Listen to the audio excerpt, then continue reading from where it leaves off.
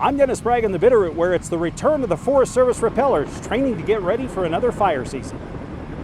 It's back to the Bitterroot this spring for the firefighting rappel teams of the Forest Service, with crews from Montana, Idaho, Oregon, Washington, and California returning to the Rafado Ranch near Stevensville to sharpen their skills. It's bittersweet because it means it's time to go to work, but every year that seems to get a little earlier and earlier.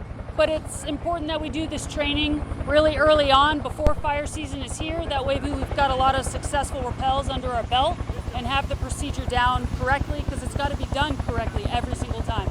And every single time means a big difference for you and I, too. Since the big fire season of 2017, the rappel teams have dropped into dozens and dozens of smaller fires, keeping these lightning strike backcountry blazes from exploding into a much larger problem. Well, I think it's important from every firefighter's standpoint, mainly from a fire manager's standpoint, for us to offer them diverse delivery methods.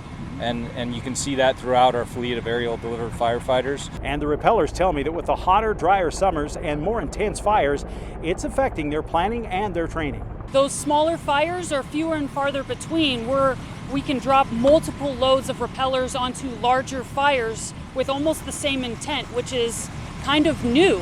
But the drier conditions are presenting challenges that we're forced to adapt.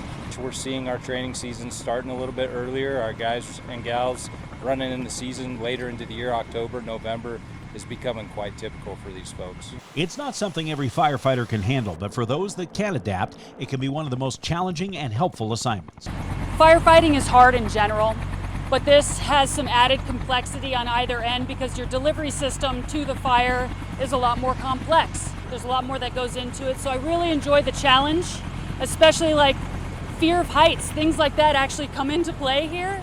And so for me, it's an opportunity to do something I wouldn't normally do and challenge myself in a really unique way. Last week wrapped up training for the veterans, with the rookie class returning to the site near Bass Creek next week.